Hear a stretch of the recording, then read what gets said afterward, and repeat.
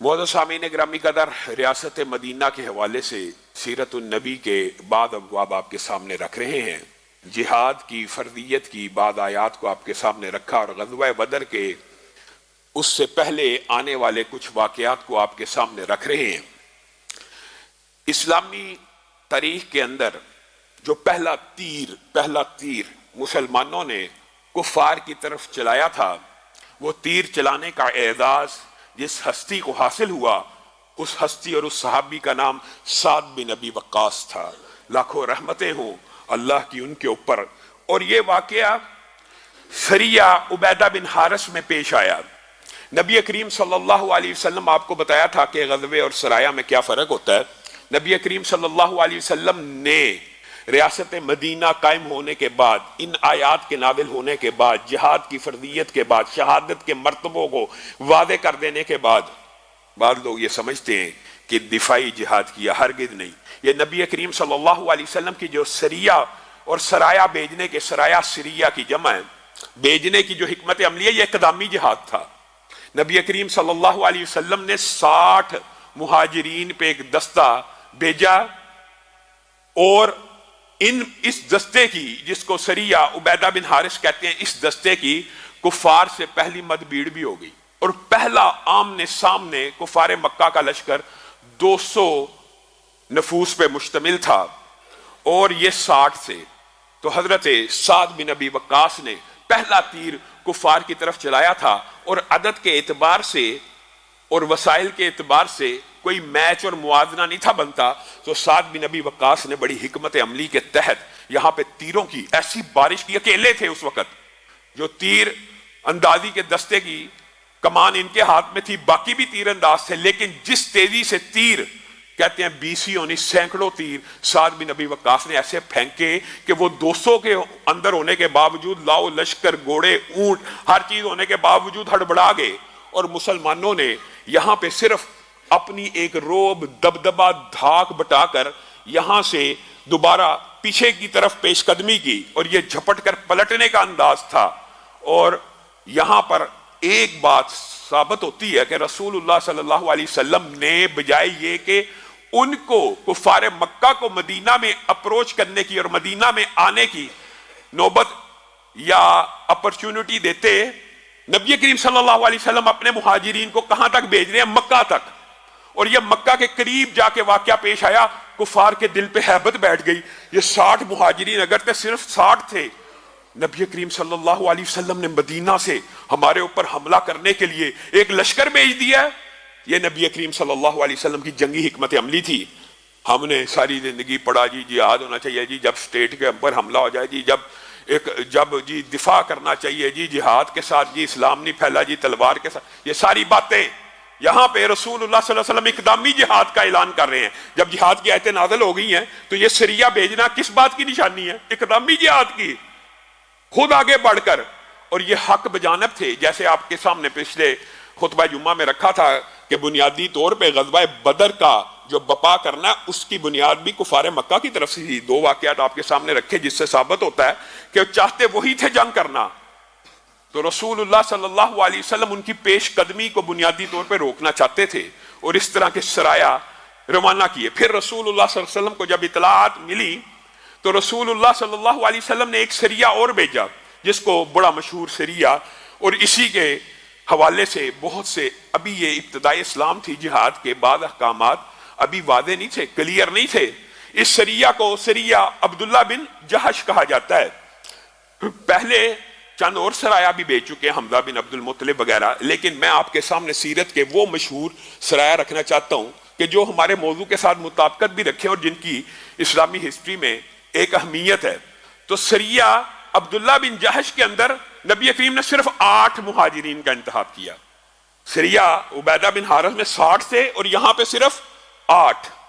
लेकिन नबी करीम सल्लल्लाहु अलैहि वसल्लम की ये जो सरिया अब्दुल्ला बिन जहश का जो वाकया, इसके अंदर बहुत से दुरूस और इबरतें पिन्हा हैं और मुअर्रिखीन और मुहद्दिसीन ने इसके ऊपर बड़ी शेर असर और लंबी चौड़ी गुफ्तगू की है कि ये एक सरिया जो सिर्फ 8 बंदों पे मुश्तमिल था, اس میں نبی کریم صلی اللہ علیہ وسلم نے جنگی حکمت عملی اور ایسی تدابیر اختیار کی جو رہتی امت کے لیے چند رہنما اصول بن گئے۔ پہلی بات، نبی کریم صلی اللہ علیہ وسلم جب بھی کسی قافلے کو، لشکر کو، سریہ کو کہیں بھیجتے تھے تو کوشش یہ کرتے تھے کہ دشمن کو اگر پتہ بھی چل جائے تو یہ پتہ نہ چلے کہ یہ کہاں ریڈ کرنے والے ہیں، یہ کہاں جا کے چھاپا مار کاروائی کرنے والے ہیں، یہ علم نہ ہو۔ اور بعض اوقات تو نبی کریم صلی اللہ علیہ وسلم جو لشکر روانہ کر رہے ہیں اس کو بھی نہیں تھے بتاتے کہ آپ کہاں جا رہے ہیں۔ اس کی پہلی مثال یہ سریہ عبداللہ بن جہش ہے۔ نبی کریم نے کیا کہا؟ 2 دن اس طرف سفر کرنا اور 2 دن بعد یہ خط کھول لینا۔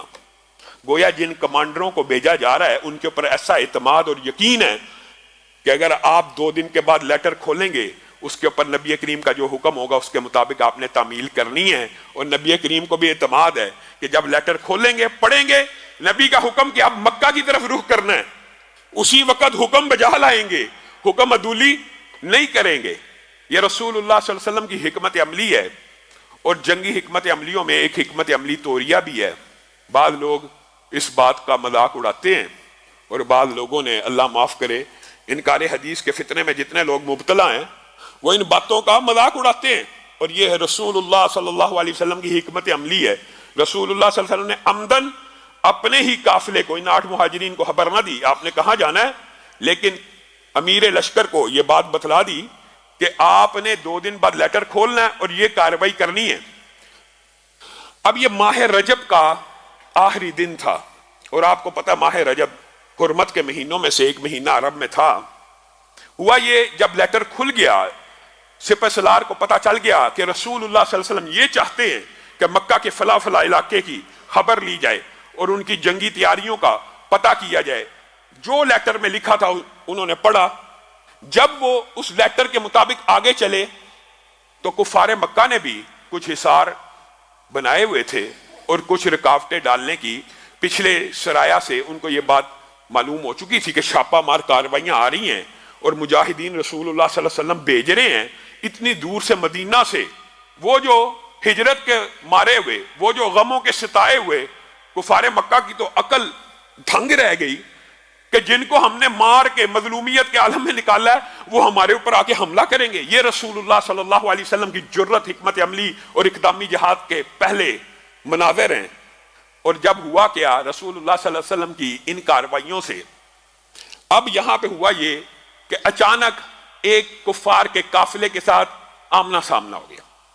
یہاں پہ جنگ کی نیت موجود نہیں تھی، لیکن جب کفار کا آمنا سامنا ہو گیا تو سریہ عبداللہ بن جہش کے مجاہدین نے، یہ سارے مہاجر تھے، انہوں نے اسی وقت ان کے اوپر حملہ کیا اور عمر بن حضرمی کو قتل کر دیا۔ اسلامی تاریخ کا پہلا تیر سعد بن ابی وقاص نے چلایا تھا سریہ عبیدہ بن حارث میں، اور اسلامی تاریخ میں قریش کا پہلا مقتول عمر بن حضرمی تھا جو عبداللہ بن جہش کے سریے کے اندر قتل ہوا۔ اور اسی سریے کے اندر 2 قیدی بھی آئے تھے، حکم بن کیسان اور عثمان بن عبداللہ۔ گویا یہ مسلمانوں کی چھاپا مار 8 مہاجرین پہ مشتمل کاروائی نہایت کامیاب ہوئی۔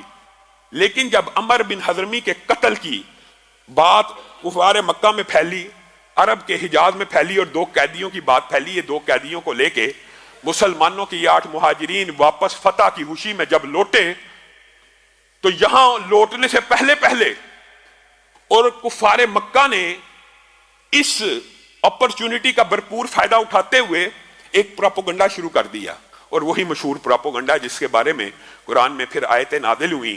کیا پروپیگنڈا کیا؟ یہ دین ابراہیمی سے بھی پھر گئے ہیں معاذ اللہ۔ یہ حرمت کے مہینے کے اندر انہوں نے، رجب کا آخری دن تھا، حرمت کے مہینے کے اندر انہوں نے قتل کر دیا عمر بن حضرمی کو، حرمت کے مہینے میں قتل کر دیا۔ یہ جی نبی ہیں، یہ جی رسول ہیں، یہ جی حرمت کے مہینوں میں قتل کرتے ہیں۔ یہاں پہ کفار مکہ نے اس بات کو اپنے حق میں استعمال کرنے کی کوشش کی، حالانکہ آپ کو پتا ایسے بدبخت تھے کہ حرمت کے مہینے جنگ کے لیے بدل دیا کرتے تھے، لیکن یہاں پہ چونکہ مسلمانوں کا نظریہ تھا حرمت کے مہینوں کا، تو انہوں نے اس کو استعمال کر کے پورے حجاز میں اس بات کو پھیلا دیا۔ ادھر سے یہودیوں نے بھی اس کو کیش کرانا شروع کر دیا۔ انہوں نے کہا یہ عمر کا مطلب جنگ، بھڑک اٹھی، حضرمی کا مطلب جنگ، حاضر ہوئی اور واقد بن عبداللہ تھے جنہوں نے اس کو قتل کیا تھا. کہا واقد سے مراد یہ ہے کہ جنگ کو ایندھن فراہم کیا گیا, یعنی ناموں سے کنایا لیا, ناموں سے فال نکالا یہودیوں نے کفار مکہ کے حق میں. معاہدہ تو مسلمانوں کے ساتھ تھا, رہتے مسلمانوں کے ساتھ تھے, لیکن ساتھ کس کا دینا شروع کر دیا؟ کفار مکہ کا.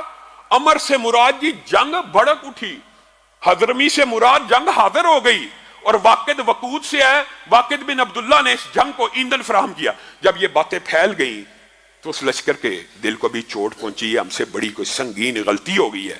اور صحیح حدیث کے الفاظ یہ بھی موجود ہیں کہ جب حکم بن کیسان اور عثمان بن عبداللہ کو گرفتار کر کے اور مال غنیمت کے ساتھ قافلہ مدینہ میں آیا, خبر پہنچ چکی تھی, کفار پروپیگنڈا کر چکے ہوئے تھے, رسول اللہ صلی اللہ علیہ وسلم نے بھی کہہ دیا ما امرتکم بقتال فی الشہر الحرام, میں محمد صلی اللہ علیہ وسلم نے تمہیں حرمت کے مہینے میں قتال کا حکم نہیں تھا دیا.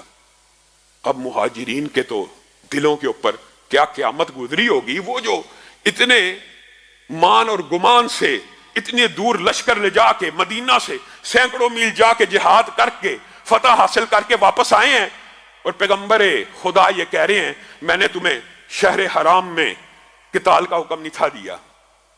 بات آئی ہے ضمنی طور پہ تو رسول اللہ صلی اللہ علیہ وسلم کے بعض الفاظ ایسے ہیں کہ انسان حیران رہ جاتا ہے, یہ کس قسم کا نبی ہے. اللہ کی قسم رسول اللہ صلی اللہ علیہ وسلم اس وقت چاہتے اپنی اجتہادی رائے سے ان کو ویلکم کر سکتے تھے, کہہ سکتے تھے, لیکن یہ وہ نبی اور پیغمبر ہے جس نے اپنی زندگی کا ایک لمحہ بھی اللہ کی یاد سے غفلت میں نہیں گزارا. نبی کریم کے بارے میں آتا ہے یہ حدیث میں کہ نبی کریم صلی اللہ علیہ وسلم نے پوری زندگی اللہ کا ذکر کیا, اور اللہ کے بات آئی ہے اللہ کے ذکر سے مراد یہ نہیں ہے کہ جمعے میں آئے اللہ کا ذکر ہے, یہ بھی ذکر ہے, مانتے ہیں 5 نمازیں اللہ کا ذکر ہے, جتنی بھی عبادات ہیں ان کے لیے اللہ رب العزت نے ٹائم مختص کیا ہوا نا. 5 نمازوں کا ٹائم ہے, حج کا ٹائم ہے, عمرے کا ٹائم ہے, رمضان کا ٹائم ہے, یہ ساری عبادات اللہ کے ذکر کے لیے اور اللہ کا ذکر قائم کرتی ہیں, لیکن یہ ایک ٹائم باؤنڈ ہے, ٹائم لیمیٹڈ ٹائم کے لیے. جبکہ اللہ رب العزت نے جب اپنے حالی ذکر کا, یاد کا ذکر سے مراد یاد بھی ہوتی ہے, اور یاد کا تذکرہ جب کیا ہے تو ہر جگہ قرآن پاک میں یہ کہ اللہ کو کیسے یاد کرنا ہے, کثیرہ, اللہ کو یاد کرنا کثرت کے ساتھ, صبح شام دوپہر, وقت کی لمٹ, وقت کو باؤنڈ نہیں کیا. ہم یہ بات آئی ہے ضمنی طور پہ تو سمجھ لینی چاہیے, ہمیں یہ مغالطہ ہے کہ اللہ کا ذکر 5 ٹائم کیا, ہاں فرض پورا ہو گیا, لیکن محبوب نہیں ہے, استحباب کے اوپر دلالت نہیں کرتا. ذکر اللہ کا یہ ہوتا ہے کہ انسان چلتے پھرتے اٹھتے بیٹھتے سوتے لیٹے ہر وقت اللہ کی یاد میں رہے. ہاں سبحان اللہ کہنا, الحمدللہ کہنا, ان کے فضائل ہیں, انکار نہیں ہے, کوئی انکار نہیں ہے, لیکن سبحان اللہ الحمدللہ کے بغیر بھی انسان ذاکر بن سکتا ہے. کس طرح؟ اگر اللہ یاد ہے, ہم نے سمجھا کہ صرف زبان سے سبحان اللہ کہہ دیا, الحمدللہ کہہ دیا, اللہ اکبر, یہ تو ذکر ہے, اور ہم زبان خاموش ہے, اور اللہ رب العزت کی یاد انسان کے دل میں ہے, اور اس کی یاد کی وجہ سے اور اس کے سامنے پیشی کے خوف کی وجہ سے انسان اپنے اعمال کو درست کر رہا ہے, یہ ذکر سے باہر ہے؟ ہرگز نہیں. امام مجدد الافسانی رحمہ اللہ نے مکتوبات کے اندر ایک بڑی لطیف بات لکھی ہے. شیخ ارشاد اللہ قصری صاحب کا میں درس سن رہا تھا, انہوں نے اس بات کا ذکر کیا. سبحان اللہ, ان علماء کی آپ کو تقاریر سننی چاہیے, یہ جو اپنے دور کے محدث ہیں. آج ہم کن لوگوں کے پیچھے پڑ گئے ہیں, بات آئے گی, کبھی موقع ملے گا انشاءاللہ اس بات کا بھی ذکر کریں گے. انہوں نے کہا, مجدد الافسانی نے مکتوبات کے اندر ایک بڑا لطیف نقطہ بیان کیا. کیا؟ ایک بندہ تجارت پہ جا رہا ہے, دکان پہ جا رہا ہے, اور دکان پہ سبحان اللہ, اللہ اکبر, الحمدللہ پڑھتا جا رہا, پڑھنا چاہیے, لیکن حرام بھی کما رہا ہے, ناپ تول میں کمی بھی کر رہا ہے, فراڈ بھی لگا رہا ہے, جھوٹ بھی بول رہا ہے, کمائی کے وہ ذرائع استعمال کر رہا ہے جو اللہ نے منع کی ہیں. تو یہ بنیادی طور پہ ذکر کے فلسفے سے غافل ہے, اس کو پتہ ہی نہیں ذکر کہتے کس کو ہے. ذکر صرف زبان چلانے کا نام نہیں ہے, ذکر اللہ کی یاد میں مستغرق رہنے کا نام ہے, چاہے زبان سے کوئی لفظ ادا ہو رہا ہے یا نہیں ادا ہو رہا. یہ رسول اللہ صلی اللہ علیہ وسلم کی بنیادی طور پہ زندگی یہ تھی کہ رسول اللہ صلی اللہ علیہ وسلم اللہ کی یاد میں ہر وقت مستغرق رہتے تھے، ایک بات آئی ہے تو سمجھ لیجئے، وہ یہ ہے کہ اللہ کا ذکر 24 گھنٹے مطلوب ہے، اللہ کو 24 گھنٹے مطلوب ہے، چاہے زبان چل رہی ہو یا نہ چل رہی ہو۔ ہم نے ذکر کے ٹائم مقرر کیے ہیں، کرنے چاہیے، اور یہ ہوتا بھی اس لیے، یہ جو رمضان کا مہینہ آتا ہے، یہ جو نمازیں ہیں 5 نمازیں، بنیادی طور پہ اقیم الصلاۃ کا جو قرآن پاک میں لذکری اللہ تعالیٰ رب العزت نے جو کہہ دیا کہ میری ذکر کے لیے، یاد کے لیے نماز کو قائم کرا، تو نماز بنیادی طور پہ اس ٹریننگ کا حصہ ہے کہ جو اللہ کی یاد کی طرف لے کے جاتی ہے۔ ان الصلاۃ تنہا عن الفحشاء والمنکر، یہ نماز 5 وقت آپ کو یاد کراتی ہے کہ رب کو نہیں بھولنا۔ یہ صرف ایک تربیت کا انداز ہے۔ یہ جو رمضان کا مہینہ آتا ہے نا، یہ دلوں کے اوپر سے جو زنگ کو اتارنے کے لیے ہوتا ہے کہ پورا سال غفلت میں گزار لیا، اپنے آپ کو رینیو کر لو، اپنی اوورالنگ کر لو، اپنی اصلاح کر لو، اللہ کی یاد میں مستغرق ہو جاؤ۔ تو بنیادی طور پر اللہ رب العزت ہر وقت زبان چلانے کو بھی نہیں، اپنی یاد میں مستغرق رہنے کو پسند فرماتا ہے۔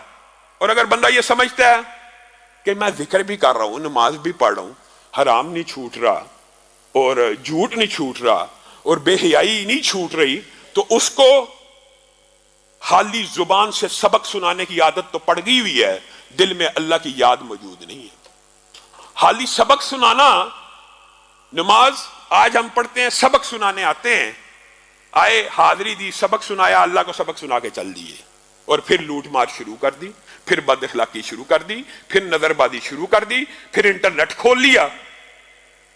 یہ ذکر اس لیے ہے، ذکر تو اس لیے ہے کہ تجھے تیری نماز فحاشی عریانی بے حیائی سے روکے، یہ اصل ذکر ہے۔ اور ہر وقت اللہ کا ذکر ہونا چاہیے۔ اور یہ میں آپ کو بات بتلاؤں، یہ میں آپ بات ایک غیر حقیقی یا غیر زمینی حقائق کی بات نہیں کر رہا، دنیا میں ایسے لوگ موجود ہیں، ہمارے اسلاف کے واقعات موجود ہیں جنہوں نے ایک ایک لمحہ اللہ کو یاد کیا، ایسے ایسے محدثین گزرے ہیں۔ ہم نے تو چلو یہ بنا لیا کہ کھانا شروع کرنے سے پہلے بسم اللہ پڑھیں گے، کھانے کے آخر پہ دعا اللہ کا شکریہ ادا کریں گے، یہ تو چلو شکر ہے کچھ مسلمان کرتے ہیں، اور بعض مسلمان اب یہ بھی چھوڑ چکے ہیں۔ ایسے ایسے اسلاف میں سے لوگ گزرے ہیں جو ہر لقمے سے پہلے بسم اللہ پڑھا کرتے تھے، ہر لقمے سے پہلے، ہر لقمے سے پہلے، اور ہر لقمے کے بعد الحمدللہ پڑھا کرتے تھے۔ اور آج بھی الحمدللہ چند لوگ دنیا میں ایسے موجود ہیں جو اللہ کو ایسے یاد رکھتے ہیں، ہر لقمے سے پہلے بسم اللہ اور ہر لقمے کے بعد الحمدللہ کہنے والا، یہ اللہ کو، یہ اللہ کی یاد ہے۔ اور آپ حیران رہ جائیں گے، ایک مثال آئی ہے ذہن میں، آپ باتھ روم جاتے ہیں، بیت الخلاء جاتے ہیں، آپ جس عالم میں ہوتے ہیں، آپ کو پتا یہاں پہ تو ذکر کرنا کس نے منع کیا؟ اللہ نے، اور رسول اللہ صلی اللہ علیہ وسلم نے منع کر دیا کہ اس عالم میں آپ نے اللہ کا ذکر نہیں کرنا، گویا یہ حکم الہی اور ثواب کا کام ہے۔ لیکن آپ نے کبھی غور کیا، آپ جب باتھ روم سے باہر نکلتے ہیں کیا کہتے ہیں؟ غفرانک۔ یہ حدیث سے ثابت ہے نا، آپ کیوں کہتے ہیں غفرانک؟ کبھی آپ نے یہ غور نہیں کیا؟ اللہ معاف کر دے، تعمیل تو اللہ کے حکم کی، ذکر تو اللہ کا اندر نہیں کیا کہ اللہ نے حکم دیا، اور باہر آ کے کہہ رہے ہیں غفرانک، اللہ مجھے معاف کر دے۔ یہ اس لیے ہے کہ وہ چند لمحے اللہ جب تیری یاد سے، تیری زبان کے اوپر تیرے ذکر سے خالی گزرے ہیں، ان لمحوں کی کوتاہیوں کو اللہ معاف کر دے۔ یہ انسان کی زندگی کا خلاصہ ہے۔ 24 گھنٹے ذکر، 24 گھنٹے ذکر، 24 گھنٹے ذکر سے مراد ہر وقت صبح، میں کہتا ہوں اگر انسان کہتا رہے تو پھر وہ حضور قلب ہو جاتا ہے، واقعی ہو جاتا ہے کہ انسان ایک غلط کام بھی کرنے لگے، انسان سوچتا ہے یار ابھی تو اللہ کا ذکر کر رہا تھا، ابھی تو اللہ کو یاد کر رہا تھا، اور ابھی اللہ کی نافرمانی، یہ کیسے ممکن ہے؟ یہ نہیں ہونی چاہیے۔ اسی طرح رسول اللہ صلی اللہ علیہ وسلم نے، اور میرے ذہن میں امام داؤد بن ابی ہند کا واقعہ آگے آگے، ایسی بات نہیں ہے، یہ اللہ رب العزت نے بھی تو قرآن پاک میں کہہ دیا نا، رجال لا تلہیہم تجارت ولا بیع عن ذکر اللہ، ہیں اللہ کے کچھ بندے، اللہ بھی کہہ رہا ہے، اور مولویوں کو نہیں کہہ رہا، علماء کے بارے میں نہیں کہہ رہا، علماء کے بارے میں بھی فضائل کی آیتیں ہیں، لیکن یہاں پہ اللہ تعالیٰ کیا کہہ رہا ہے؟ رجال، بعض تاجر بھی ایسے ہیں، لا تلہیہم، ان کو غافل نہیں کرتی تجارت، ان کو غافل نہیں کرتی خرید و فروخت اللہ کے ذکر سے۔ یہ ہے وہ تجارت، یہ ہے وہ محبوب مقام۔ اور امام داؤد بن ابی ہند کے بارے میں آتا ہے سبحان اللہ 40 برس تک ایسے دو اعمال کرتے رہے جس کی خبر کسی کو نہ ملی، کسی کو نہیں تھی پتا، 40 سال بعد پتا لگی۔ ایک عمل یہ تھا، صبح اٹھتے پانی کے چند گلاس پیتے اور بیوی گھر سے کھانا دوپہر کا پیک کر دیتی، دوپہر کا کھانا لے کے چلتے، رستے میں جو مفلوق الحال، جو بھوکا، جو تنگ دست نظر آتا اس کو کھانا کھلا دیتے، واپس آتے شام کا کھانا گھر آ کے کھا لیتے۔ 40 برس تک اس روزے کا کسی کو پتہ نہ لگا، 40 برس بعد یہ بات افشا ہو گئی۔ یہ ہے اللہ کا ذکر، یہ اللہ کی یاد۔ ہم نے کس چیز کو اللہ کی یاد سمجھا ہوا؟ سیرو ھذا جمدان سبق المفردون۔ رسول اللہ صلی اللہ علیہ وسلم ایک پہاڑ کے قریب سے گزرے تو کہنے لگے سیرو ھذا جمدان، یہ جمدان نامی پہاڑ ہے، سبق المفردون، مفردون سبقت لے گئے۔ اب صحابہ کو نہ سمجھ آئی، مفردون سبقت لے گئے، کہ اللہ کے رسول ومل مفردون یا رسول اللہ، مفردون سے مراد کیا ہے؟ تو رسول اللہ صلی اللہ علیہ وسلم نے فرما دیا الذاکرون اللہ کثیرا والذاکرات، جو اللہ کا ذکر کثرت سے کرتے ہیں، جو اللہ کا ذکر کثرت سے کرتی ہیں۔ اور اسی آیت کو، اسی حدیث کو اگر آپ قرآن پاک سے ملائیں تو آپ کو سمجھ آ جائے گی۔ والسابقون السابقون اولئک المقربون، والسابقون السابقون اولئک المقربون۔ یہاں پہ کیا؟ سبق المفردون، سبق المفردون۔ بنیادی طور پہ سابقون کی بھی یہی نشانی ہوگی کہ وہ اللہ کا ذکر ہر وقت کرتے ہوں گے۔ تو آپ نے اور میں نے اپنی زندگی کے اندر اس ذکر کو ایسے جاری کرنا ہے۔ اور میں آپ کو ایک بات بتاؤں، اس عمل کو کبھی چھوٹا نہ جانیے گا۔ والا ذکر اللہ اکبر، اللہ کا ذکر۔ اور یہ بھی آیت کے بہت سے ترجمے ہیں، یہ بھی قربان جائیں۔ اللہ رب العزت کی یہ جو کتاب ہے نا، ایک آیت کے جتنے مفاہیم رسول اللہ نے لیے، محدثین نے ان کو نقل کر دیا، مفسرین نے نقل کر دیا۔ اب یہ بتائیے والا ذکر اللہ اکبر ایک جملہ ہے، اس کی تشریحات کے اوپر پوری پوری کتابیں لکھی گئی ہیں۔ ان میں سے بعض مفاہیم میں آپ کے سامنے رکھوں گا، آپ خود قرآن پاک کی اعجاز علمی سے حیران رہ جائیں گے۔ والا ذکر اللہ اکبر، اللہ کا ذکر کرنا بہت بڑی نیکی ہے۔ بالعموم یہ ترجمہ ہم سمجھتے ہیں، یہی سمجھا جاتا ہے نا، اللہ کا ذکر کرنا، بندے کا، مخلوق کا، خالق کا ذکر کرنا بہت بڑا ہے، بہت بڑی نیکی ہے۔ محدثین نے کہا ایک ٹرانسلیشن، ایک ترجمہ تو یہ ہے، لیکن دوسرا ترجمہ یہ ہے والا ذکر اللہ اکبر، اللہ کا، اپنے بندے کا ذکر کرنا بہت بڑی بات ہے۔ اور یہی قرآن کی دوسری آیت سے ثابت ہوتا ہے فَاذْكُرُونِي أَذْكُرْكُمْ، تم میرا ذکر کرو میں تمہارا ذکر کروں۔ میرے جو جی میں یاد کرے گا میں رب جی میں یاد کروں گا، جو مجلس میں یاد کرے گا اس سے بہتر مجلس میں ذکر کروں گا۔ تو گویا اللہ کا ایک مطلب یہ بھی ہے کہ اللہ کا اپنے بندے کا ذکر کرنا بہت بڑی بات ہے۔ ایک تو یہ ہے کہ بندہ اللہ کا ذکر کرے، یہ بڑی بات ہے، اور ایک یہ ہے اللہ بندے کا ذکر کرے۔ اور تیسرا مفہوم محدثین نے یہ بھی لکھ دیا کہ ایک مطلب اس کا یہ ہے والا ذکر اللہ اکبر، یہ جو ذکر ہے یہی وہ بلند ذکر ہے جس سے اللہ تعالیٰ سارے گناہوں کو معاف کر کے بندے کو جنت میں داخل کر دیتے ہیں۔ اور یہی وہ ذکر ہے۔ پھر بعض حدیثیں بھی لے کے آئے، خیر یہ ایک الگ باب ہے، بات ضمنی طور پہ آئی ہے تو دماغ اس طرف چلا گیا۔ یہ ایک مکمل موضوع ہے کہ نبی کریم صلی اللہ علیہ وسلم نے سنن ابن ماجہ کی حدیث حضرت ابو درداء کی کہہ نہیں تھا دیا کہ سونے چاندی کے پہاڑ خرچ کرنے سے فرشتوں کے ہاں، اللہ کے ہاں بڑا محبوب ایک عمل ہے، اس سے بھی بہتر ہے کہ تم جہاد فی سبیل اللہ کرو، کافر تمہاری گردنیں کاٹے تم ان کی گردنیں کاٹو، اس سے بھی بہتر ایک عمل نہ بتلاؤں؟ صحابہ نے پوچھ لیا بتائیے، تو کیا کہا تھا؟ ذکر اللہ، یہ والا ذکر اللہ اکبر، اللہ کی یاد میں ہر وقت رہنا۔ یہ اس لیے افضل ہے کہ بندہ کئی مرتبہ بھائیوں کے سامنے، مسلمانوں کے سامنے، اپنے اعزاء و اقارب کے سامنے تو حالت ایمان میں رہتا ہے، یہ بھی اللہ کی رحمت ہوتی ہے، یہ اللہ کی رحمت ہے۔ اللہ تعالیٰ نے انسان میں شرم کا ایک دائیا پیدا کیا ہوا ہے کہ انسان لوگوں کے سامنے، یہ بھی رحمت ہے، گناہ کرنے سے ہچکچاتا ہے، لیکن اللہ کی یاد اور ذکر ایسا ہونا چاہیے کہ حضرت ثوبان کی ہے جو حدیث ہے اس کی وعید میں نہ آ جائے کہ لوگوں کے سامنے تو حاجی، نمازی، علامہ، مولوی اور بڑا بڑا نیک، اور گھر داخل ہوا، بیوی بچوں کو کمروں سے نکال دیا،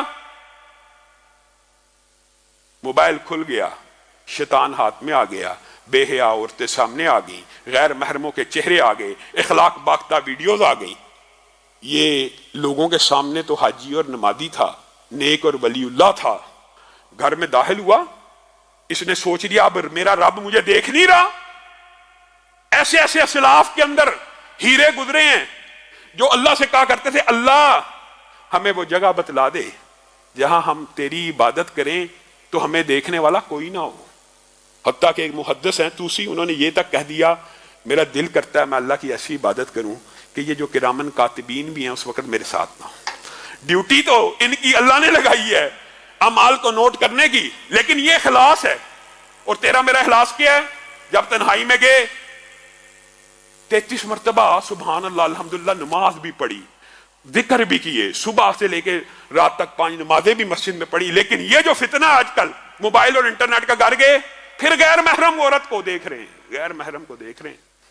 نبی کریم صلی اللہ علیہ وسلم نے فرمایا تھا یہ وہ لوگ ہیں کل قیامت کے دن جن کی نیکیاں احد پہاڑ سے بھی زیادہ ہوں گی. یہ مفہوم آپ کے سامنے رکھ رہا ہوں، احد پہاڑ سے بھی زیادہ نیکیاں، نیکیوں کے پہاڑ تمکنت اور وقار سے چلتے ہوئے، دائیں دیکھ رہے ہیں نیکیاں، بائیں دیکھ رہے ہیں نیکیاں، نیکیوں کے پہاڑ لے کے آ رہے ہیں.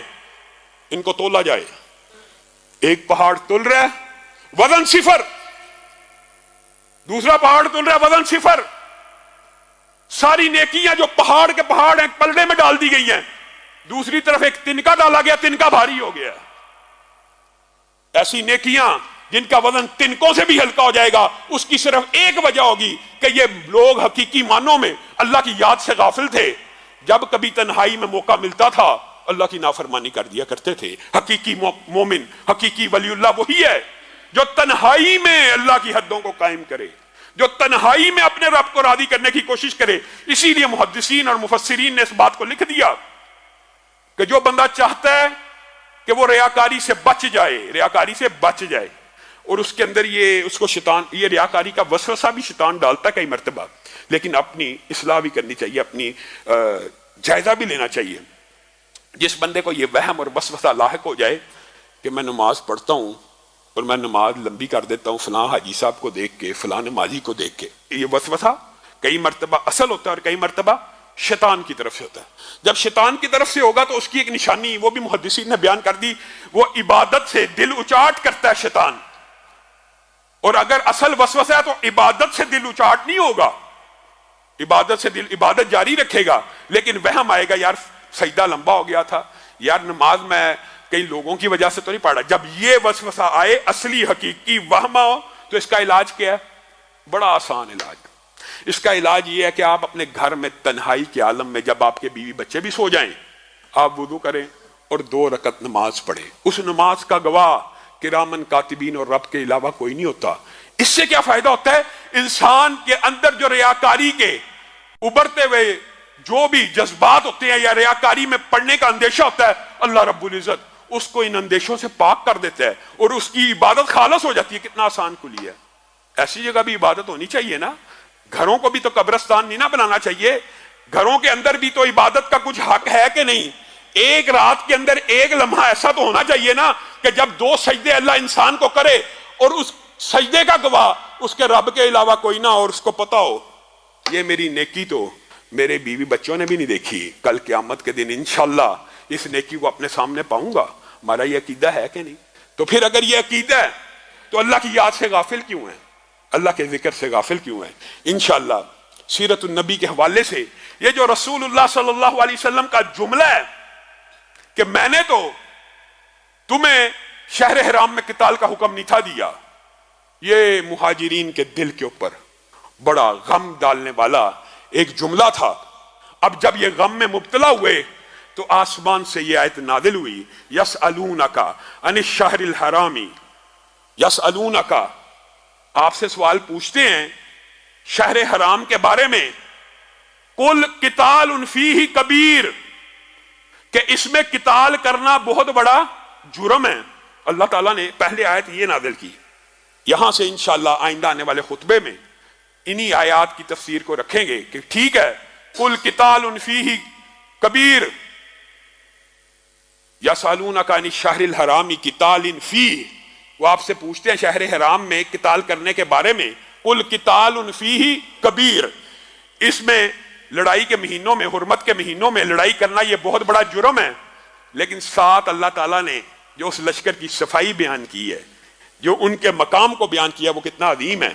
لیکن پیارے محمد صلی اللہ علیہ وسلم مکہ کے اندر سے، مسجد حرام سے ان کے رہنے والوں کو نکال باہر کرنا،